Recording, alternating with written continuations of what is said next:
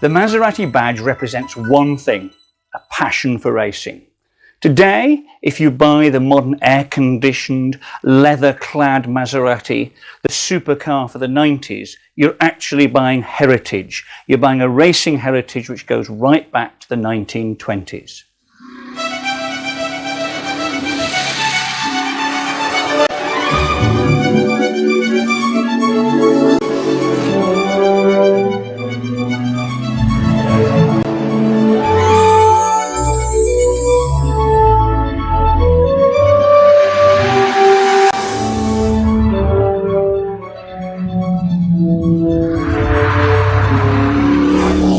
The company was actually founded by Alfieri Maserati, who had a passion for racing, and opened a workshop dealing with a whole variety of cars, including the famous Isotta Fraschini.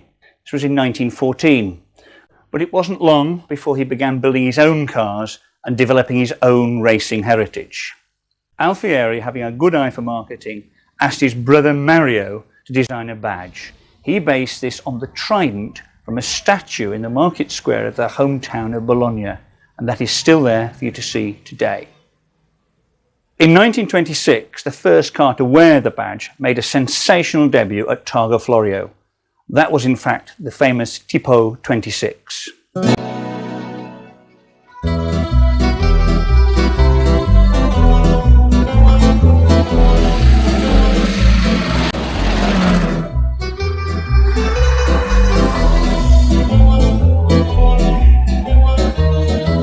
This is a 1931 Maserati. The model is a 26M. It's a 2.5 liter straight 8 supercharged Grand Prix car.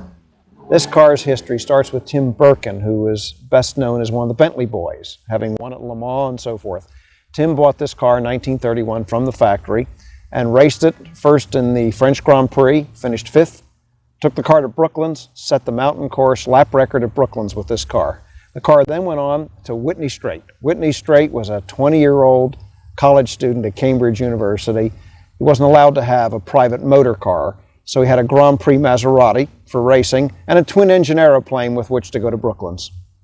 Back in those days, when you ran at Brooklands, many of the races were handicap races. The slow cars could go straight through one part of the course. The medium-speed cars had to go through a bit of a wiggle, and the very fast cars had to go through a rather sharp chicane. And the color of the tail showed you where you had to go, and that allowed the other drivers to know what the guy in front was going to do. And the white tails were the fastest cars. This car had a white tail for Brooklands, and Whitney Straight left the tail white during the entire time he owned the car. This is a fabulous car to drive. You can drive it as a street car, you can sort of putter around in it, but when you want to make this car go, it flies.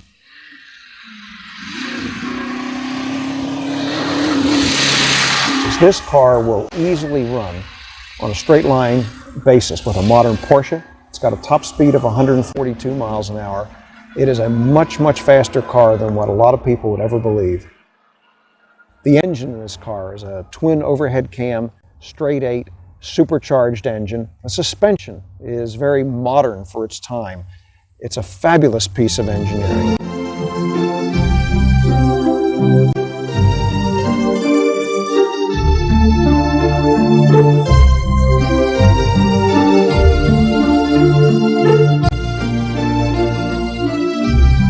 If you're going to know what these cars are all about, you've got to see them in motion, you've got to hear them, you've got to smell the castor oil, smell the exhausts and so forth.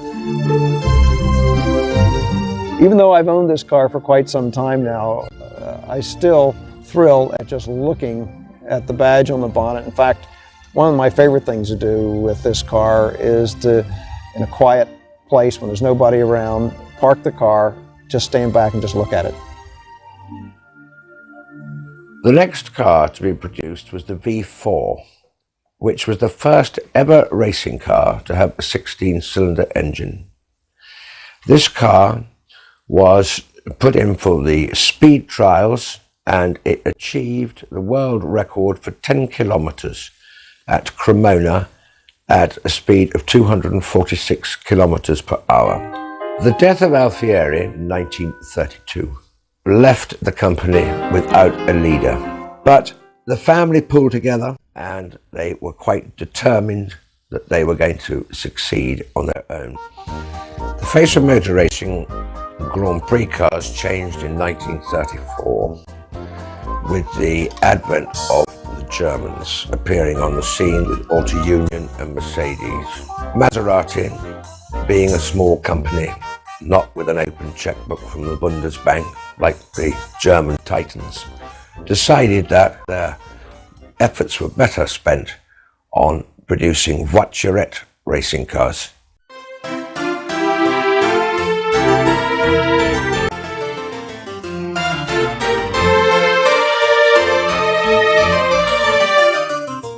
In the mid-1930s, Maserati were still not marketing their cars to any extent because they were selling them on the back of the Grand Prix success.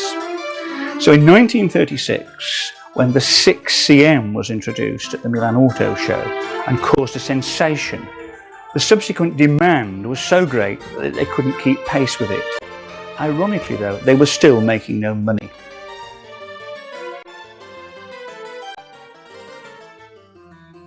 In early 1937, the Orsi family from Modena purchased the Maserati company from the brothers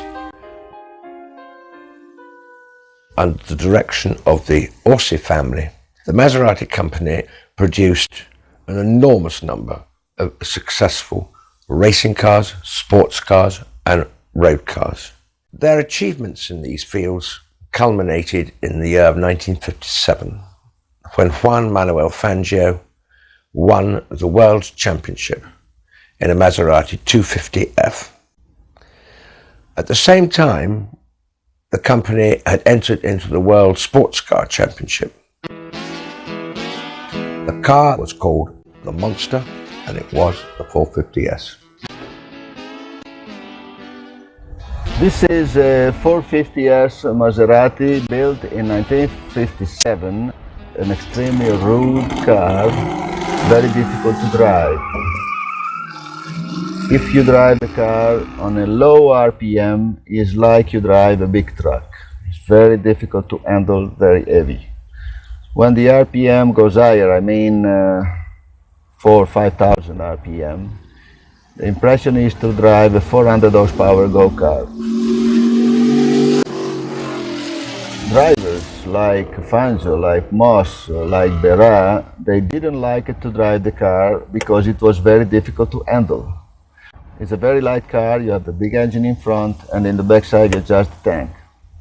So when you have a full tank in the back you have 250 liters of gasoline and 24 liters of oil.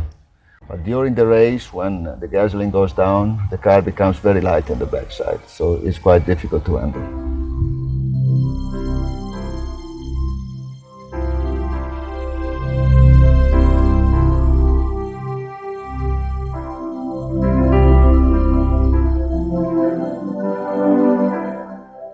During the Mille Miglia of 2 years ago, I had still in mosque close to my car. We were waiting to start.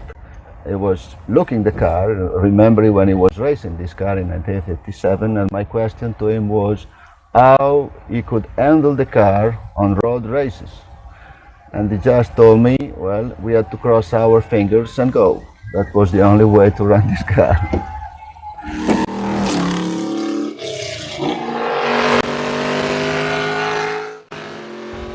One of my best thrills with this car was in Monza, and you put the fifth gear and you reach 300 or more kilometers an hour. You go under a bridge before the Ascari turn, and there you have the real thrill because you don't know if you can brake or not, if you can make the turn or you go in the sand. You know why I turn? Because I was thinking how much it's going to cost to refurbish the car. I say, at the last minute I say, okay, let's turn.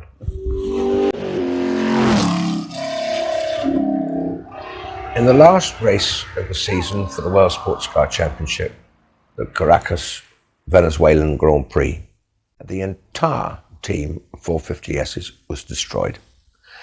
This sadly meant, A, that Maserati was second, not first in the championship, and secondly, it meant they had no sports cars left at all. Together with the financial problems that they were suffering in the factory and the fact they had no sports cars, the company withdrew from official works racing. However, this was to be the dawn of a new era for Maserati. At the Geneva Motor Show in 1957, Maserati unveiled a new motor car which was totally different from what had been seen before. This car was 3500 GT.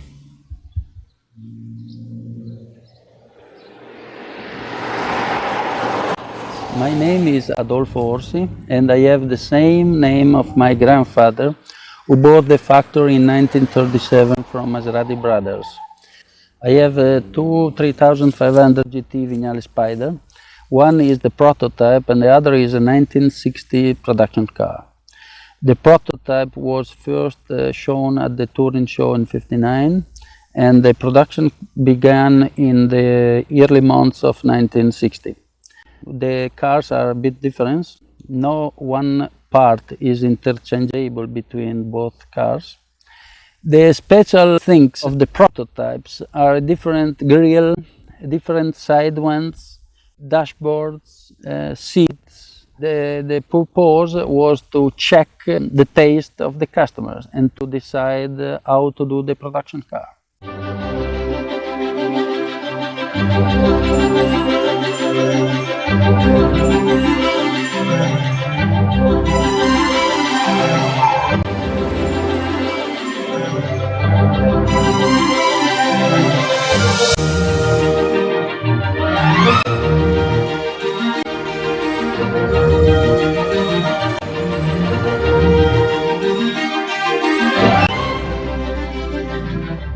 To own this car and to drive this car make me proud of what my family did for the Maserati history.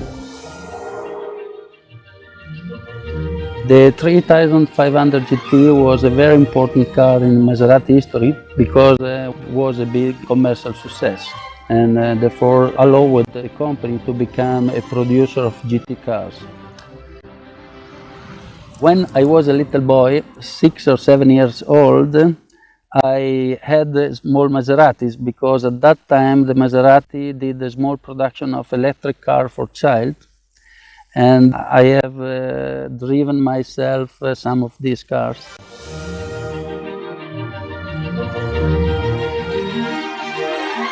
The pleasure for me is to drive a car built for my family.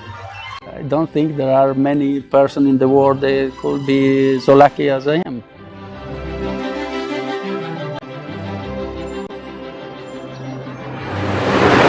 In 1959, the world still had recognized the achievements of Maserati in racing, and there were a number of people who approached the factory to try to persuade them to re-enter the arena once again.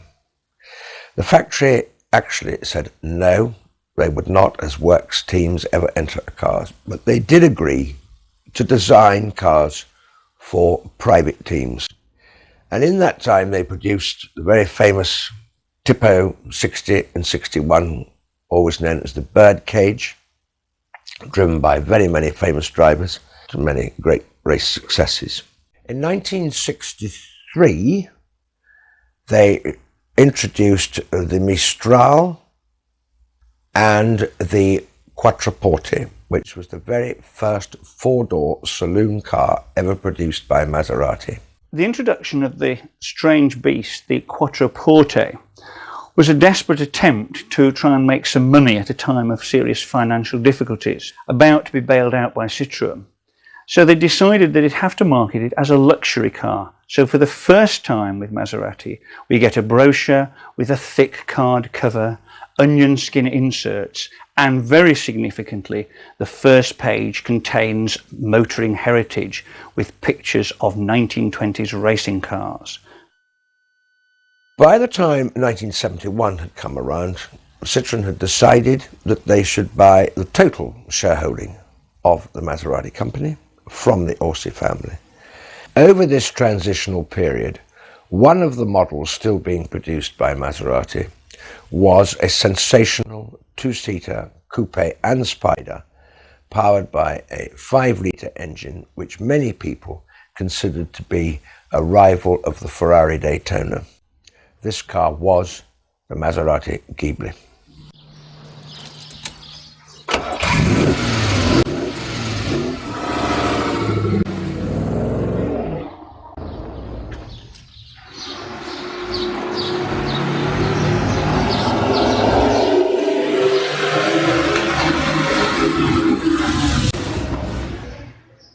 This car is a Ghibli SS, Maserati naturally. It was made in 1973, one of the very last made, because in 73 they only made 5 cars like this. And it has a very powerful engine, 335 horsepower. It is a very speed car, very fast, 280 kilometers of top speed. And the car is quite in good condition. You see original color, original interior and so on. I like it very much.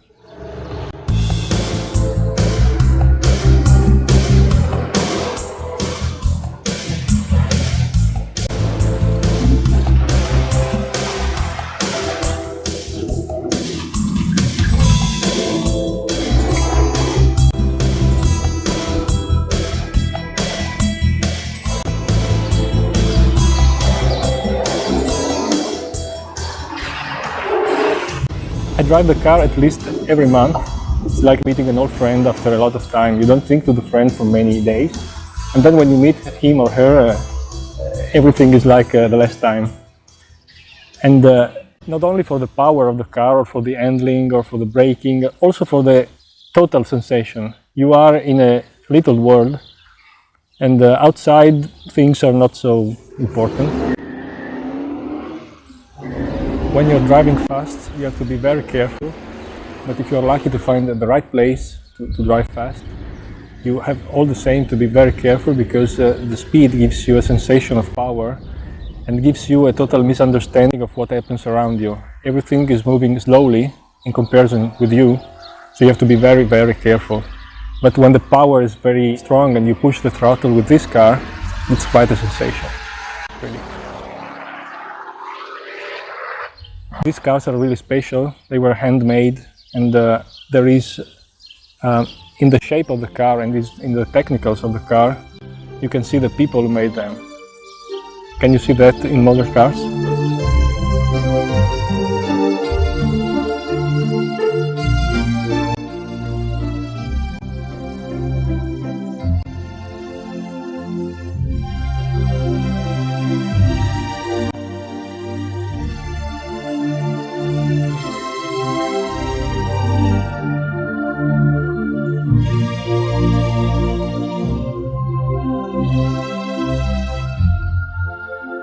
I will never sell the car, except if my son tells me, "Daddy, I'm hungry." That's one reason.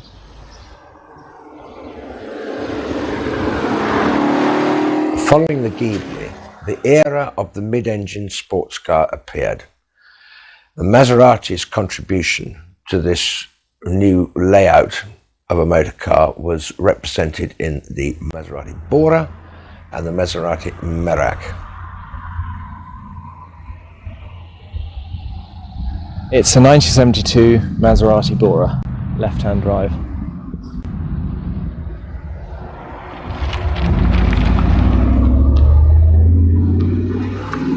And this car is really the first fruit of the tie-up between Citroën and Maserati, and there's a lot of Citroën influence on the car. The idea was to combine a lot of the front-engine sort of GT touring characteristics of a front-engine car into a mid-engine car. This wasn't a racer for the road. The whole idea was to produce this elegant and civilized car that somebody could travel to the South France in, but gaining all the mid-engine advantages of the styling and of the handling and some maneuverability, effectively.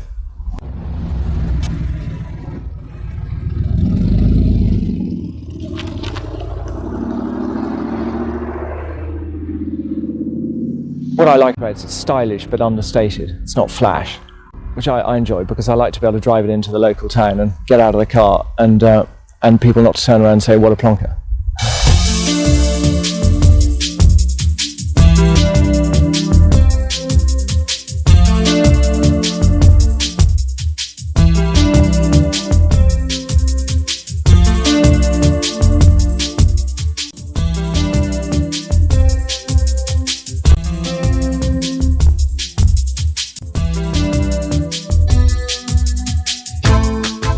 one of the most comfortable cars to sit in on a long journey because they're sort of reclining seats.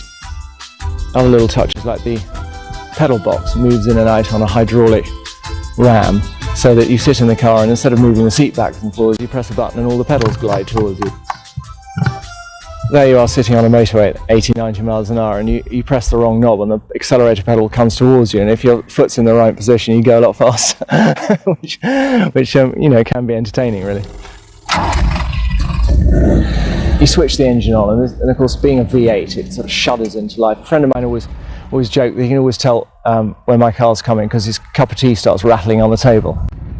Because the engine's got so much torque that it's just very easy to drive in traffic. It doesn't overheat, so you can potter. So most journeys in any car start off in traffic. But once you get on the open road and use more than 3,000 revs, the whole thing changes. You suddenly realise you've got an engine from a 450S racer in the back. If the Ghibli Bora were the cars of the 70s, then the bi-turbo was the car of the 80s for Maserati. The marketing of the bi-turbo was significantly different to previous Maseratis. What happened was, although the car looked like a Ford or a Fiat, it drove incredibly fast and it had to be marketed to the supercar buyer.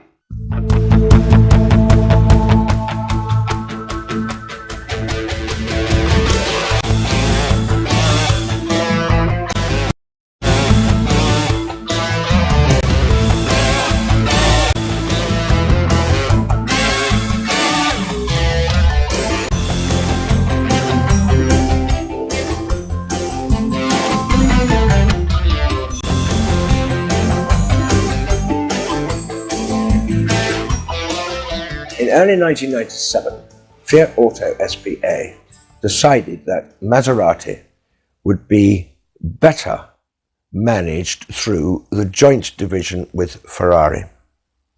Small volume producers understand each other better than large volume producers understanding small volume producers. This can only be a good thing for Maserati. La legend continua.